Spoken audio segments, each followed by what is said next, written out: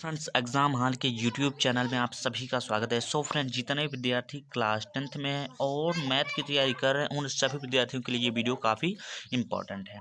इस वीडियो में हम लोग बात करने वाले हैं मोस्ट इंपॉर्टेंट क्वेश्चन यानी मैथ्स के मोस्ट इंपॉर्टेंट क्वेश्चन के, ठीक है। और इस वीडियो में जो है हम लोग बात करेंगे 4 मार्क्स टाइप क्वेश्चन। इससे पहले मैंने एक वीडियो बनाया था जिसमें हम लोगों ने 2 नंबर वाले प्रश्न को पढ़ा था, जो कि आप लोगों ने उसे काफ़ी देखा था, यानी कि काफ़ी तरीके से आप लोगों का जो है सपोर्ट यहाँ पर मिला था। तो अब हम लोग बात करेंगे 4 नंबर वाले क्वेश्चन। जैसा कि मैंने आपको बताया था कि आपके मैथ्स के जो क्वेश्चन होते हैं वो 4 टाइप का पूछा जा रहा है। इससे कि यानी टाइप 1 और टाइप 2 के जो क्वेश्चन है वो हमने बता दिए हैं। अब हम लोग बात करेंगे टाइप 3 के नंबर, ठीक है। तो चलिए इस वीडियो को बिना देर करते हुए वीडियो को स्टार्ट करते हैं। तो यहाँ पर आप लोग देख सकते हैं ये आपका है पहला क्वेश्चन, और पहला क्वेश्चन काफ़ी ज़्यादा महत्वपूर्ण है आपके बोर्ड एग्जाम के पॉइंट ऑफ व्यू से देखा जाए तो। देखिए क्वेश्चन में कह रहा है क्या, पिता की उम्र पुत्र की उम्र की 7 गुनी है, ठीक है।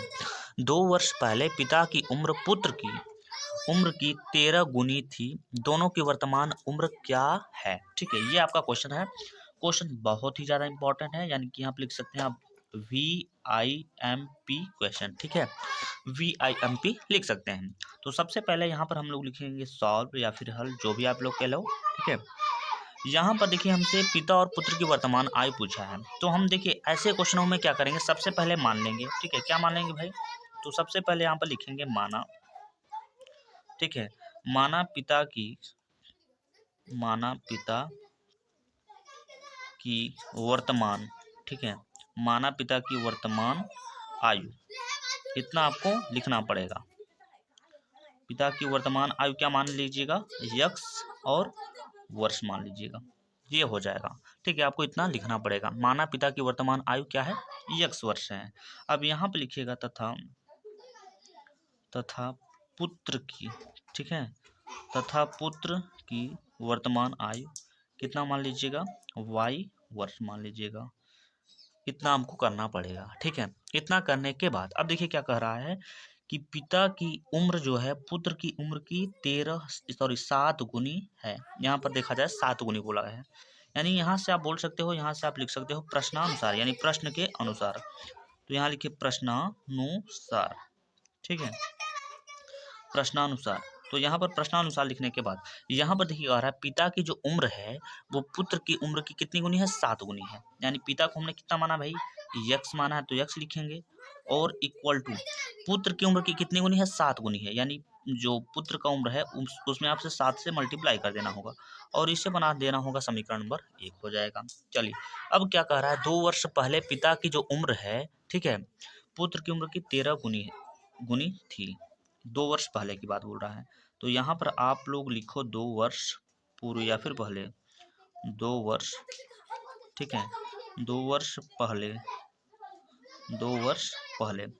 तो 2 वर्ष पहले जो है पिता की हम उम्र क्या होगी, क्या 1 वर्ष होगी, बिल्कुल नहीं भाई। इनकी भाई मान लो कोई लड़का है अभी 4 साल का, अगर 2 साल पीछे बात करा जाएगा तो 2 साल इसमें से माइनस कर दिया जाएगा। तो यहाँ पर क्या हो जाएगा, पिता की आयु यहाँ पर निकाल लेते हैं सबसे पहले, 2 वर्ष पहले पिता की आयु, ठीक है, पिता की आयु। तो पिता अभी वर्तमान में x साल के हैं, यानी x वर्ष के हैं। 2 साल अगर पीछे जाना होगा तो इनको 2 में से मतलब x में से 2 घटाना होगा, यानी x माइनस में 2 वर्ष हो जाएंगे, पिता हो जाएंगे। तो पुत्र का भी 2 वर्ष पीछे आपका एज जाना होगा, पुत्र की आयु। तो पुत्र अभी वर्तमान में y वर्ष का है, 2 वर्ष पीछे जब जाएगा तो y माइनस में हो जाएगा 2 और हो जाएगा वर्ष हो जाएगा। इतना हो जाने के बाद अब क्या कह रहा है कि जो पिताजी जो हैं वो अपने पुत्र की आयु की कितनी गुनी है, 13 गुनी है। समझिएगा यहाँ पर ये वाला स्टेप आपको ध्यान से समझना होगा। कहने का मतलब ये हुआ कि जो पिता की उम्र है यानी x-2 जो है वो 13 गुनी है। किसकी 13 गुनी है भाई, पुत्र की उम्र की, यानी पुत्र का उम्र क्या है, y माइनस में 2 है। इस पॉइंट को आप लोग अच्छे से समझने की पूरी कोशिश करिएगा, ठीक है। तो यहाँ पर आपको लिखना पड़ेगा x माइनस में 2 इक्वल टू, ये 13 से गुणा करेंगे, यहाँ पर हो जाएगा 13, साथ में y हो जाएगा माइनस 13 को गुणा 2 में करेंगे तो हो जाएगा 13 दूना 26 हो जाएगा, ठीक है। तो यहाँ पर हो जाएगा x माइनस में यहाँ पर 2 इक्वल टू, यहाँ पर देखिए एक स्टेप हम इस स्टेप को फिर से एक बार उतार लीजिए, फिर यहाँ पर लिखे 13 y माइनस में 26। हालांकि इस स्टेप को उतारना नहीं चाहिए था, बट चलिए कोई बात नहीं है। अगले स्टेप पे अब क्या करने वाले हैं, एक्स को तो ज्यों का त्यों लिखेंगे और ये जो 13y हो इसको पंचांतर करेंगे तो ये हो जाएगा माइनस में 13y हो जाएगा। ठीक है, इक्वल टू में यहाँ पर आपका बचेगा क्या, माइनस में 26 बचेगा और ये दो जब पंचांतर करेंगे तो ये प्लस में 2 इधर आ जाएगा। अगले स्टेप पे क्या करेंगे तो x माइनस में यहाँ पर हो जाएगा 13y इक्वल टू में हो जाएगा यहाँ पर माइनस में कितना हो जाएगा 24 हो जाएगा और इसे हम बना सकते हैं समीकरण नंबर 2 हो जाएगा। तो समीकरण नंबर 1 और समीकरण नंबर 2 आपका बन गया है। x का मान हमें पता है तो अब हम लिखेंगे x का मान समीकरण नंबर 2 में रखने पर। ठीक है, क्या लिखेंगे भाई, तो यहाँ पर लिखेंगे x का मान। ठीक है, x का मान, x का मान समीकरण, x का मान समीकरण 2, ठीक है, में रखने पर, x का मान समीकरण नंबर 2 में रखने पर। तो समीकरण नंबर 2 हमारा क्या था, समीकरण नंबर 2 जो हमारा है वो x माइनस में है कितना 13y इज इक्वल टू कितना है माइनस में है 24 है। ये हमारा है समीकरण नंबर 2। x का मान हमें पता है कितना 7y पता है तो यहाँ पर लिखेंगे 7y माइनस में यहाँ पर लिखेंगे 13y इज इक्वल टू कितना हो जाएगा यहाँ पर माइनस में यहाँ पर 24 हो जाएगा। तो 7y में से 13y नहीं घटा पाएंगे तो 13y में से आप 7y को घटाएंगे तो यहाँ पर माइनस में 6y बच जाएगा क्योंकि 13y बड़ा है, इसके आगे माइनस लगाना पड़ेगा आपको। इक्वल टू में यहाँ पर हो जाएगा माइनस में 24, ये माइनस 6 से या माइनस 24 कट जाएगा, कितनी बार में कटेगा तो यहाँ पर y का जो मान हो जाएगा वो कितना निकल जाएगा 4, क्योंकि 6 से 4 बार में ये पूरा पूरा कट जाएगा। तो y का मान हमारा निकल चुका है। अब हम क्या करेंगे, y का मान समीकरण नंबर 1 में रखेंगे। तो यहाँ पर आपको लिखना होगा y का मान, ठीक है, y का मान समीकरण, y का मान समीकरण नंबर 1 में, ठीक है, रखने पर, y का मान समीकरण नंबर 1 में रखने पर, समीकरण नंबर आपका 1 था क्या, x बराबर यहाँ पर कितना था तो 7y था, जिसमें से x को ज्यों का त्यों लिखना है, यहाँ पर लिखना है 7 इंटू वाई का मान कितना है 4 है तो यहाँ पर लिखेंगे 4। तो अगले स्टेप पे क्या करेंगे, अगले स्टेप पे लिखेंगे x बराबर 7 चौके यहाँ पर हो जाएगा 28। तो यहाँ पर दोनों की आयु जो है निकल चुकी है। कहने का मतलब जो पिता की वर्तमान आयु है, पिता को हमने x माना था तो यहाँ पर लिखेंगे पिता की वर्तमान आयु, पिता की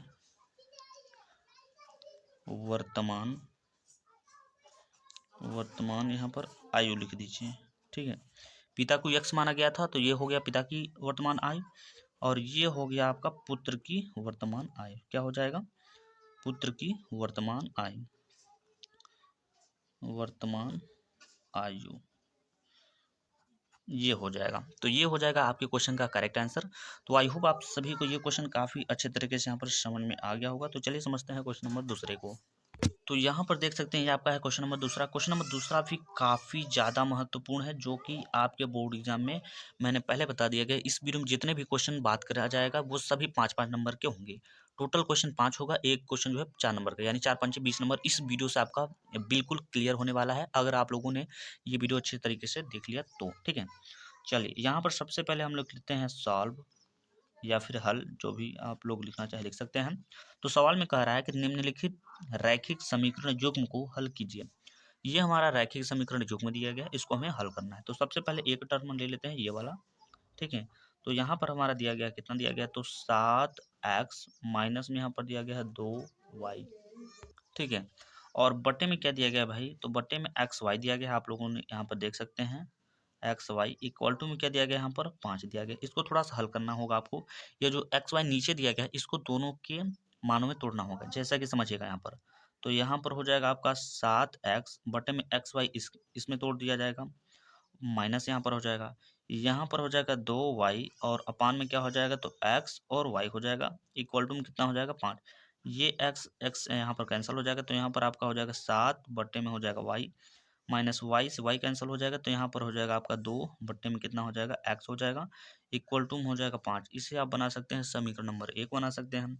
उसी तरीके से इसको हल करेंगे तो यहाँ पर लिखेंगे हम 8x और प्लस में यहाँ पर लिखेंगे 7y इक्वल टू में हो जाएगा यहाँ पर कितना हो जाएगा तो XY हो जाएगा इक्वल टू में यहाँ पर हो जाएगा कितना 15 हो जाएगा। अब इसको भी सेम तरीके से हम तोड़ने वाले हैं तो यहाँ पर लिखेंगे 8x अपान में हो जाएगा XY प्लस में यहाँ पर हो जाएगा 7y और अपान में कितना हो जाएगा XY इक्वल टू हो जाएगा यहाँ पर 15 यानी 15।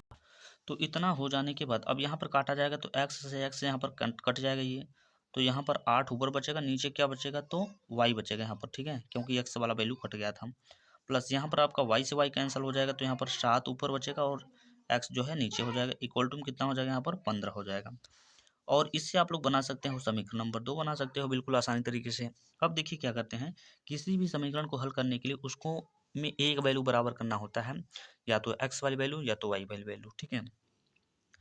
तो देखिए अगर हम इसमें 7 से गुणा करेंगे तो ये 14 हो जाएगा, और इसमें 2 से गुणा करेंगे तो भी 14 हो जाएगा। कहने का मतलब कि समीकरण नंबर जो 1 है इसमें आपको 7 से मल्टीप्लाई करना पड़ेगा, और जो समीकरण नंबर 2 है इसमें आपको 2 से मल्टीप्लाई करना पड़ेगा। समझिएगा कैसे। तो अगर 7 से गुणा करेंगे तो यहाँ पर हो जाएगा 7 सत्य हो जाएगा 49, अपान में हो जाएगा वाई, माइनस 7 दूना हो जाएगा यहाँ पर हो जाएगा 14, और अपान में कितना हो जाएगा एक्स हो जाएगा, और 7 बचे यहाँ पर कितना हो जाएगा 35 हो जाएगा। ये हो जाएगा समीकरण नंबर आपका 3 हो जाएगा। उसी तरीके से इसमें करेंगे तो 8 दूना यहाँ पर हो जाएगा 16, अपान में क्या हो जाएगा वाई, प्लस 7 दूना कितना हो जाएगा यहाँ पर 14, और बटे में कितना हो जाएगा तो एक्स हो जाएगा, इक्वल टू हो जाएगा 15 दूना कितना हो जाएगा यहाँ पर 30 हो जाएगा। और इसी तरीके से ये हमारा बन गया समीकरण नंबर 4 बन गया। अब देखिए जाए यहाँ पर 14 एक्स यहाँ पर भी है, 14 एक्स यहाँ पे है, ये एक प्लस में, ये वाला प्लस में है, यहाँ पर माइनस में दिया गया है।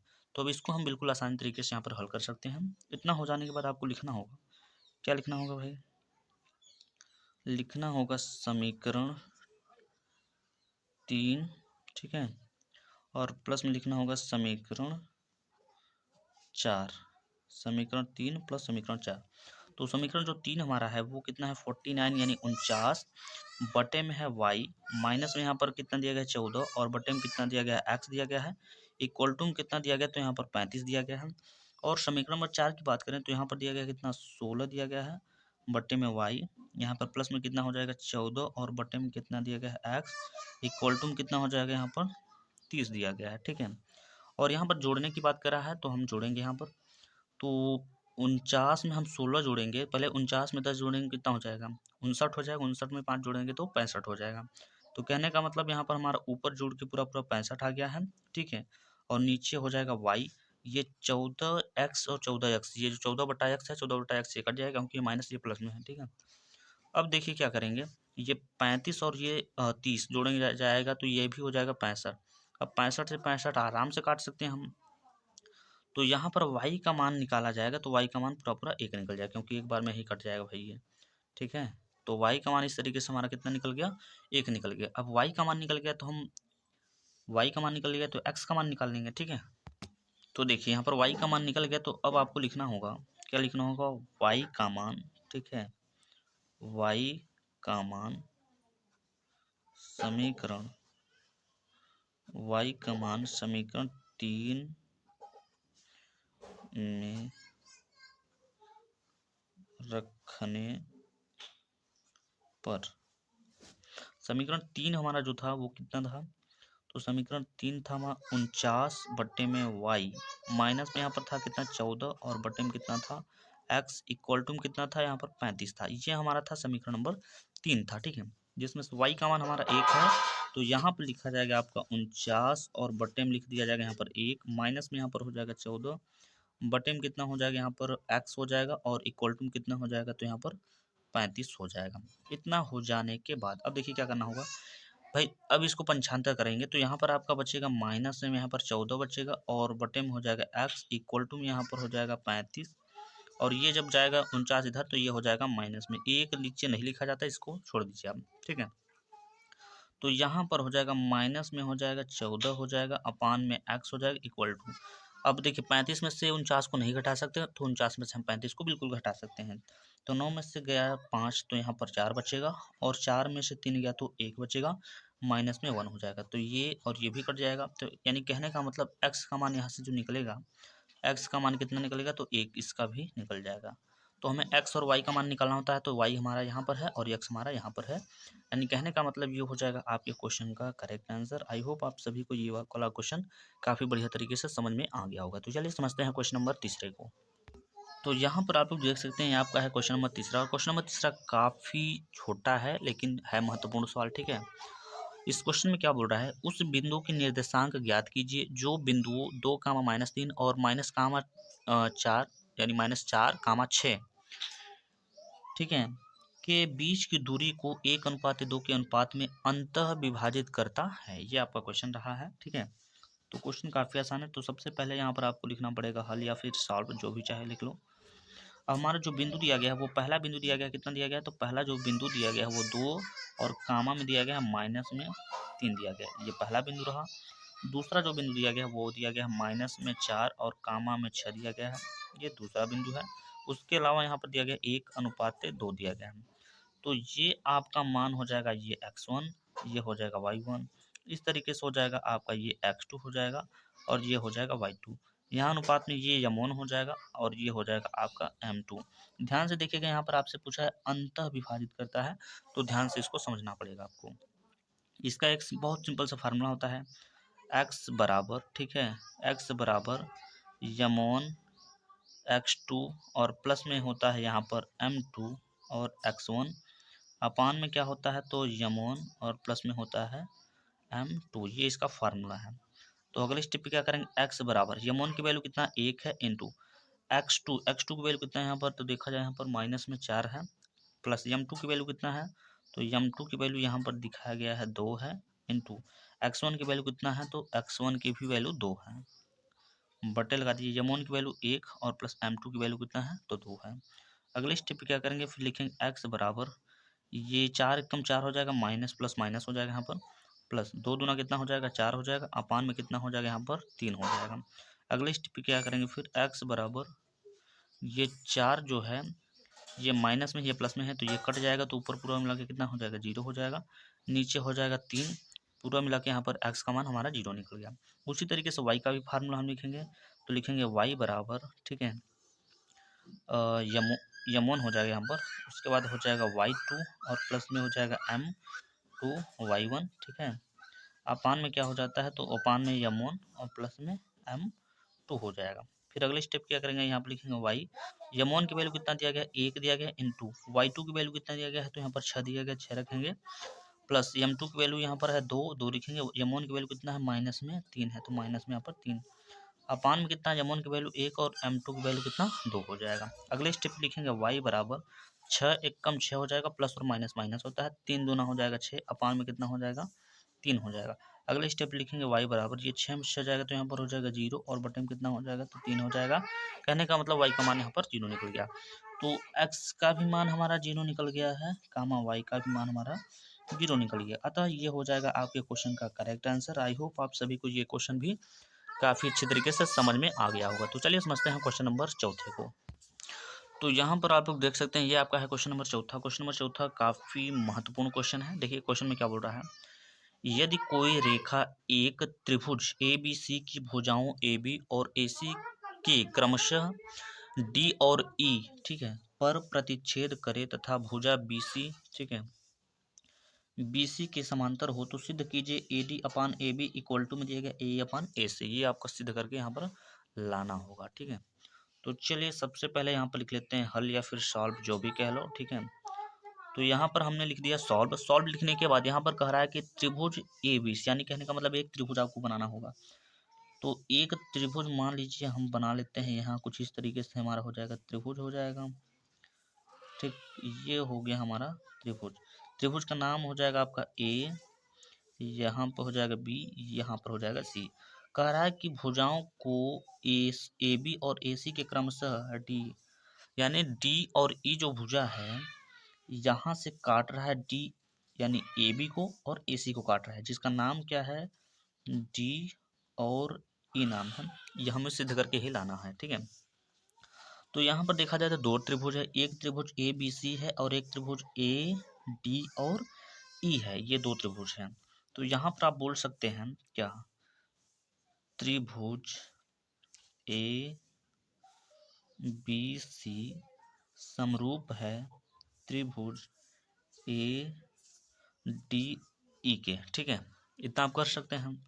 तो यहाँ इतना हो जाने के बाद अब यहाँ पर क्या करेंगे, अब पहले आपको लेना पड़ेगा, यहाँ पर AD लेना पड़ेगा, उसके बाद ये लेना पड़ेगा। तो यहाँ पहले यहाँ से जब A से हम D तक जाएंगे तो क्या लेंगे, AD लेंगे यहाँ पर। तो यहाँ पर हो जाएगा डी और बटे में क्या करेंगे और डी और बी ले लेंगे यहाँ पर D B is equal to, अब दूसरे साइड में लेंगे तो यहाँ पर हो जाएगा ए ई हो जाएगा, ठीक है, क्या हो जाएगा तो हो जाएगा यहाँ पर ए ई हो जाएगा, अपान में क्या हो जाएगा ई सी हो जाएगा, ठीक, ई सी हो जाएगा। इतना हो जाने के बाद अब जो आपका ये हर में दिख रहा है यानी नीचे दिख रहा है उसको आपको ऊपर लिख देना होगा, यानी कि डी और बी को हम लिख देते हैं ऊपर और ऊपर वाली वैल्यू को कर देते हैं नीचे, ठीक है, और इसमें कर देते एक प्लस भी करना होगा तो एक यहीं पे जोड़ देते हैं इक्वल टू, इसमें एक जो नीचे वैल्यू लिखा है उसको ऊपर लिखेंगे यानी इसी को ऊपर लिखेंगे और ए ई को नीचे लिख देंगे प्लस में जोड़ देंगे 1, यानी आप यहाँ पे लिख सकते हैं दोनों पक्षों में एक जोड़ने पर। अब तिरक गुणा करेंगे तो इसके नीचे कुछ नहीं तो एक होगा तो यहाँ पर क्या हो जाएगा डी बी एक कम होता है डी बी हो जाएगा, तो यहाँ पर हो जाएगा D B plus A D एक कम हो जाएगा ए डी, अपान में क्या हो जाएगा तो यहाँ पर हो जाएगा ए डी हो जाएगा इक्वल टू, यहाँ पर एक मान लीजिए यहाँ पर ई सी का गुणा यहाँ पर करेंगे तो ई सी और प्लस में क्या हो जाएगा ए और ई हो जाएगा यहाँ पर, ठीक है, और बटे में क्या हो जाएगा तो यहाँ पर हो जाएगा ए ई हो जाएगा। अब यहाँ पर ध्यान समझिएगा यहाँ पर डी बी ये डी बी और प्लस में ए डी ये दोनों यानी ए डी और प्लस में डी बी ये भुजा किसको बराबर कर रही है तो ए बी के बराबर है, ये दोनों भुजा किसके बराबर है तो ए बी के बराबर है, यानी कि ये जो डी बी प्लस में ए डी दिखा रहा है यहाँ पे अब हम लिखेंगे क्या ए और लिखेंगे बी लिखेंगे, ठीक है, बटे में क्या है बटे में आपका ए डी है इक्वल टू, यहाँ पर देखा जाए कि ई सी है और प्लस में क्या है ए ई है, यानी ये दोनों भुजा किसके बराबर है तो ए सी के बराबर है, तो यहाँ पर लिखा जाएगा ए सी और पान में क्या हो जाएगा ए ई हो जाएगा। अब सवाल को हमने शुरू में लिया था मान को पलट दिया था तो अब मान को पलट देंगे तो ए डी आपका हो जाएगा ऊपर हो जाएगा और ए बी नीचे हो जाएगा, यहाँ पर इस तरीके से ये वाला ए ई जो है ये ऊपर चला जाएगा तो ए ई हो जाएगा और नीचे चलाएगा तो ये हो जाएगा ए सी, यही हमें सिद्ध करके लाना था और ये हमारा आ चुका है, तो यहाँ पर आप लिख सकते हैं प्रूव्ड या फिर प्रूव्ड लिख सकते हैं, ठीक है, ये हो चुका है, ठीक है। आई होप आप सभी को ये वाला क्वेश्चन भी काफ़ी अच्छे तरीके से समझ में आ गया होगा। तो चलिए समझते हैं इस वीडियो के लास्ट क्वेश्चन यानी क्वेश्चन नंबर 5वें की ओर। यहाँ पर देख सकते हैं ये आपका है क्वेश्चन नंबर 5वां जो कि लास्ट क्वेश्चन है। मैंने इस वीडियो में केवल 5 क्वेश्चन लिया क्योंकि आपके बोर्ड एग्जाम में 4 नंबर वाले जो क्वेश्चन केवल 5 ही पूछे जाएंगे, इसलिए हम लोग 5 ही बात करेंगे। तो यहाँ पर क्वेश्चन बहुत सरल है, इसमें कह रहा है निम्नलिखित समीकरण के मूल ज्ञात कीजिए यानी मूल सूत्र से हल करिए, ये कहने का मतलब है, ठीक है। तो चलिए सबसे पहले यहाँ पर लिख लेते हैं सॉल्व या फिर हल जो भी आप कह लो, ये लिख लो। अब ये हमारा सवाल दिया गया तो सवाल को नोट कर लीजिए। सवाल में हमारा क्या दिया गया तो x और प्लस में दिया गया 1/x, ठीक है, इक्वल टू में दिया गया है यहाँ पर 3 दिया गया। इसके नीचे पहले एक मान लीजिए x का गुणा x में किया जाएगा तो यहाँ पर हो जाएगा एक्स स्क्वायर प्लस 1 का गुणा 1 में करेंगे तो 1 हो जाएगा, बटे में यहाँ पर हो जाएगा x इक्वल टू में यहाँ पर हो जाएगा कितना 3 हो जाएगा। इसके नीचे एक मानिए फिर 3 गुणा करिए तो यहाँ पर एक्स स्क्वायर प्लस में 1 हो जाएगा इक्वल टू में हो जाएगा 3 और साथ में कितना हो जाएगा x हो जाएगा। अब 3x को पंचांतर कर लीजिए यहाँ से तो समझिएगा क्या होगा, एक्स स्क्वायर माइनस में हो जाएगा यहाँ पर 3x प्लस में 1 इक्वल टू हो जाएगा 0 हो जाएगा। अब यहाँ से तुलना कर लेंगे तो यहाँ पर a का मान आपका निकल जाएगा 1 और b का मान कितना निकलेगा माइनस में 3, c का मान कितना निकलेगा 1 निकल जाएगा। देखिए यहाँ पर हमसे कह रहा है मूल सूत्र से हल करिए, तो मूल सूत्र का एक फार्मूला होता है, आई होप आप सबको पता होगा, ठीक है। फार्मूला को यहाँ पे लिख लिया जाता है ताकि अच्छा रहे। तो x बराबर minus B plus minus root में आपका होता है बी स्क्वायर, ठीक है, माइनस में होता है 4ac अपान में कितना होता है 2 और a होता है, ये इसका फार्मूला है। तो यहाँ पर हो जाएगा x equal to minus B यहाँ पर माइनस लगा दीजिए और b का मान कितना है माइनस में 3 है तो यहाँ भी माइनस यहाँ भी माइनस, तो ये प्लस में हो जाएगा 3 हो जाएगा, प्लस माइनस हो जाएगा यहाँ पर रूट में। अब देखिए ध्यान समझिएगा b है, b का मान कितना है माइनस में 3 तो माइनस में यहाँ पर 3 लिखेंगे और इसका कर देंगे वर्ग, माइनस में 4 है तो 4 लिखिएगा इंटू a का मान कितना a है इंटू c का मान कितना है a है यानी 1 है, अपान में क्या हो जाएगा 2 हो जाएगा तो 2 लिखिएगा इंटू a का मान कितना है x 1 हो जाएगा। अगले स्टेप पे क्या करेंगे x बराबर यहाँ पर 3 लिखेंगे प्लस माइनस हो जाएगा, ठीक है। अगले स्टेप पे 3 का वर्ग करेंगे तो 3 तरीका हो जाएगा 9 माइनस 4 का गुणा 1 में करेंगे 4 कम 4 फिर से गुणा करेंगे तो तब भी 4 ही यहाँ पर रह जाएगा। अपान में हो जाएगा कितना 2 कम 2 हो जाएगा। अगले स्टेप पे क्या करेंगे तो लिखेंगे x बराबर 3 प्लस माइनस रूट में 9 में से आप 5 घटाओ 9 में से आप 4 घटाओगे तो यहाँ पर 5 बचेगा और बटे में कितना हो जाएगा, 2 हो जाएगा। ये हो जाएगा ये आपके क्वेश्चन का करेक्ट आंसर। आई होप आप सबको ये भी क्वेश्चन काफ़ी अच्छे तरीके से समझ में आ गया होगा। तो इस वीडियो हम लोगों ने 1 से लेकर 5 तक क्वेश्चन हल किए हैं, जो कि काफ़ी इंपॉर्टेंट क्वेश्चन थे आपके बोर्ड एग्जाम के पॉइंट ऑफ व्यू से, और सभी क्वेश्चन जो है 4-4 नंबर के थे, यानी 20 नंबर जो है इस वीडियो से आपका कंप्लीट हो गया है। तो इस वीडियो में बस इतना ही, मिलते हैं किसी नेक्स्ट वीडियो में, तब तक के लिए जय हिंद, जय भारत।